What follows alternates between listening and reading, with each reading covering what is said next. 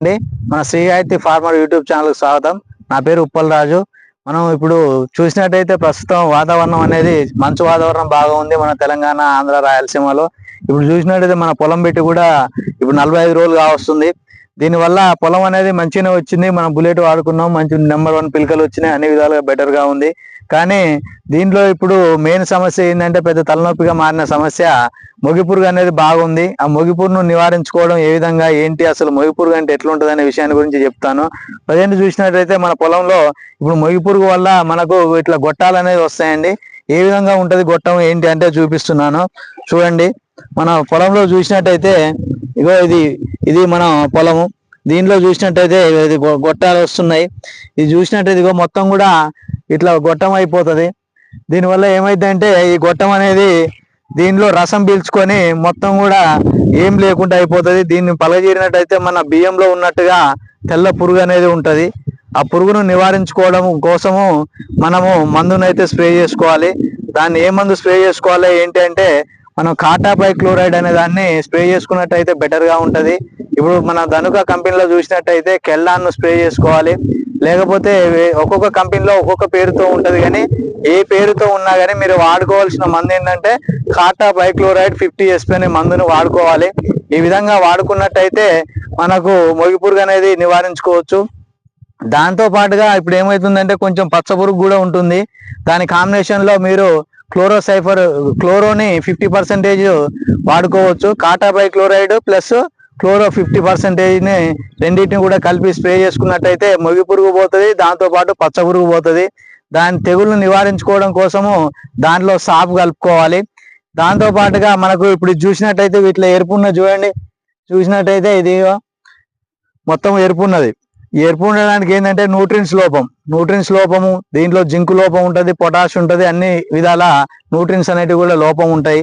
వీటిని లోపాన్ని నివారించుకోవడం కోసం దీంట్లో మనము మ్యాక్స్ కానీ లేకపోతే బయోవిటా కానీ లేకపోతే మనకు ఏది న్యూట్రిన్స్ దొరికితే మన మార్కెట్లో మన తెలంగాణ, ఆంధ్ర, రాయలసీమ ఎక్కడైనా మీకు షాప్లో అందుబాటులో ఉండేటువంటిది బయోవిటా అయినా ఏం లేదు, ప్యాంటాక్ అయినా ఏం లేదు, లేకపోతే మనకు క్రాప్ మ్యాక్స్ అయినా ఏం లేదు.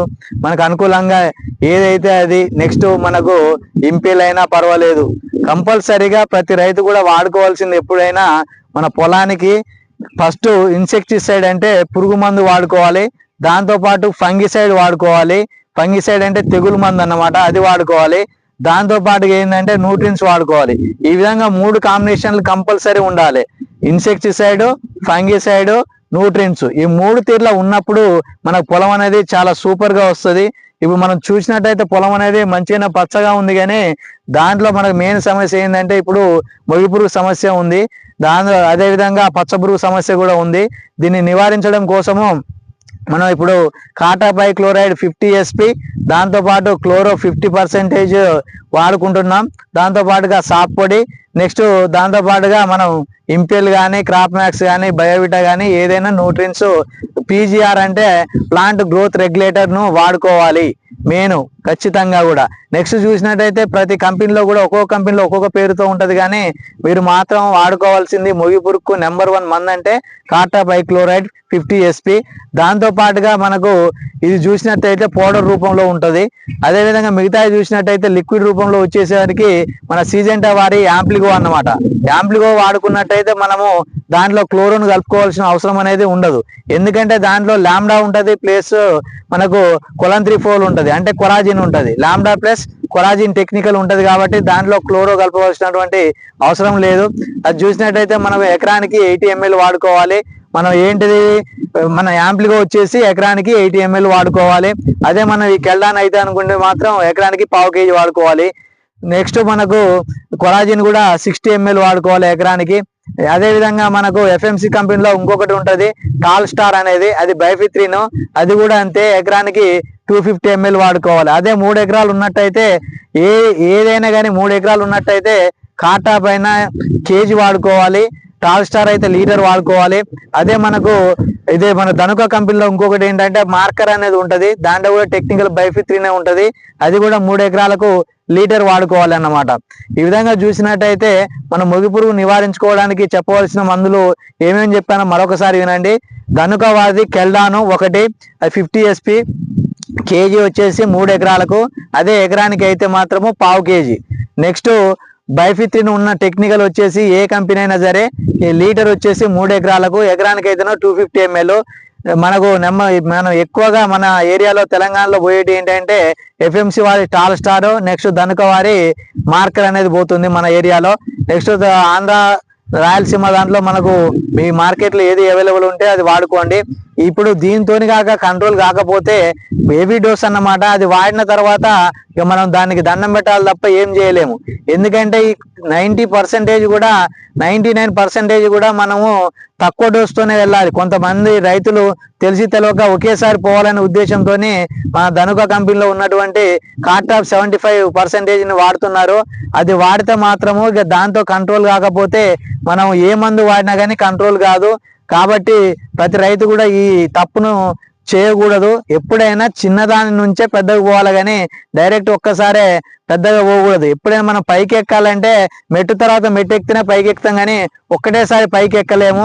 అదేవిధంగా మనం పురుగు మందు వాడే విషయంలో కూడా ఎప్పుడైనా చిన్న డోసు నుంచే పైకి పోవాలి కానీ ఏ టైంలో పెద్ద డోసుకు పోతే మాత్రము మళ్ళా మనం మందులు అనేది పనిచేయవు. ఇప్పటికే మొగి పురుగు అనేది చాలా వరకు రెసిస్టెన్స్ పవర్ పెంచుకుంది. దాని పవర్ పెంచుకుంది కాబట్టి మీరు ఇంకెక్కువ ఒకేసారిగా ఇంకా పెద్ద డోసు కొట్టి దానికి ఇంకెక్కువ పవర్ పెంచి మనం పురుగు పోకుండా చేసుకోవద్దు. ప్రతి రైతులు కూడా ఈ విషయాన్ని మాత్రం గమనించుకోవాలి. ప్రతి రైతుకు తెలియజేసేది ఏంటంటే మెయిన్గా మనం వాడుకోవాల్సినవి అతి తక్కువ ధరలో మంచి రిజల్ట్ వచ్చేటి ఏంటంటే మన ధనుక వారి కెల్డాన్, నెక్స్ట్ మన FMC వాళ్ళది టాల్ స్టార్, ధనుక వాళ్ళది మార్కర్, ఇవి వాడుకోండి. నెక్స్ట్ సిజెంటా వారిది యాంప్లిగో వాడుకోండి. కంపల్సరీ ఏ రైతు అయినా ఎప్పుడైనా మందు కొడితే మాత్రము 3 విధాలు మాత్రం కంపల్సరీ పాటించాలి. మందు కొట్టేటప్పుడు నీళ్ళు అనేది మోతాదుగా ఉంచుకోవాలి. ఎక్కువ నీళ్లు పెట్టి మాత్రం కొట్టకూడదు మొగి పురుగు అనేది.